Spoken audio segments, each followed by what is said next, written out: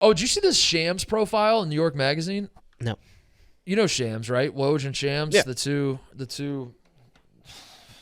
big two. The two. I can't do it, man. Like I don't. I got to do something. Something's got to give with me and my feelings on Woj and Shams and these insiders, because I saw this article making the rounds. I clicked on it and I read it. I had to pause reading the article like 5 different times because I'm just like shaking. I'm shaking with anger. I'm just like, he cannot keep getting away with this. So here are the highlights, the lowlights, I should say. Shams in this he does a profile for New York Magazine. He's 29 years old. This man is 29 years old and is basically just pissing his entire life away, trying to suck off agents and play and front office execs so he can tweet fucking news 10 seconds before the news would have come out anyway in an official capacity. It said that he averages 18 hours of screen time per day on his phone. 18 hours. There are 24 hours in a day. He spends 18 hours in front of his phone. He went on a vacation, according to this profile, and was sitting poolside and trying to relax and not be on his phone, and he averaged 12. He said if he can get it down to 12 hours a day, that feels like he really relaxed and he did a detox.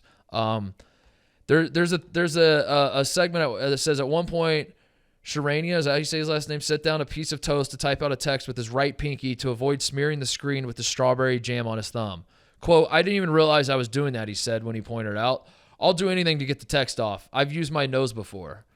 And you read this, and I'm not even coming at it from an angle of like protect journalism, because there's some like journalist types that hate Woj and Shams because they're just like perverting their profession.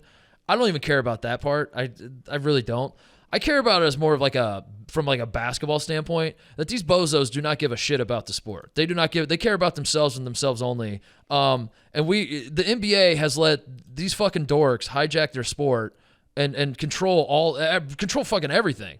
I don't understand it. I'll never understand it. You're reading this profile and you're like, this is the guy that you're letting, this is the guy, him and Woj are the guys that like front office execs are scared of. And that no one wants to cross in this business. It doesn't make a lick of sense. Jerry Colangelo says he was calling all the time, like nonstop, to get any little morsel of information.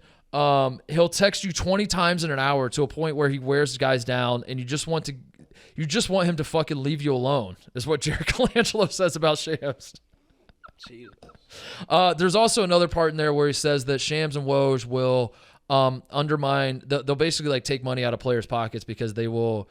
They'll talk to GMs and say like the player doesn't really have any other offers anywhere else, so be sure to not.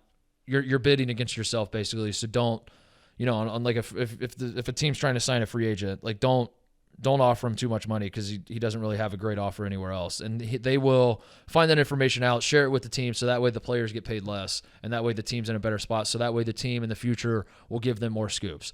They're weasels. They're rats.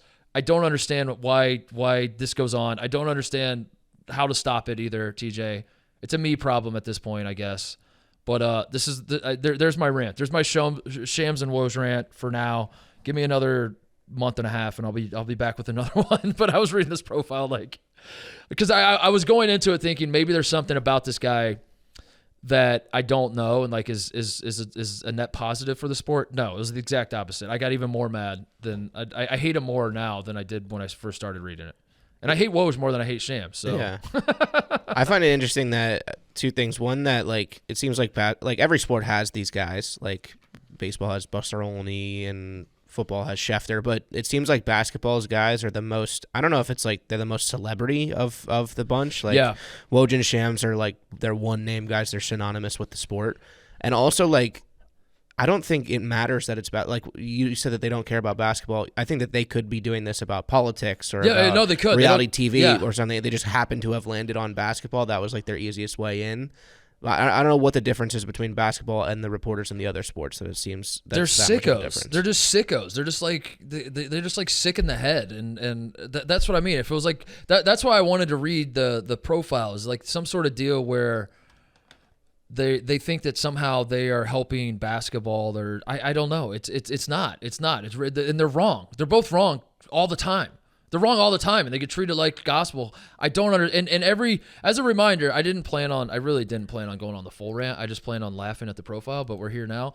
As a reminder, every ounce of information, every single ounce, every fucking ounce of information that these guys share with the public would be made public anyway. And it does. And it comes out in an official capacity not long after they tweet it. They are famous for being 30 seconds ahead of people, and then the people that like don't hate them say, well, the information is money, and knowing that information is valuable, and being the first one. They don't make their companies any money either. That's the thing. Like they don't in this article they even pointed out that like Shams doesn't know how to write. They're not like they don't have scoops. The whole point of a breaking news guy is that if I have a scoop, TJ, if I have a scoop with you right now that Zach Edey is out for the year for Purdue, say, and I have this information, right? And I'm sitting on this. I don't know why I picked that. Knock on wood. That was stupid of me. That was unfair. I'm sorry, Purdue fans, but we're here now. I'm going to roll with it.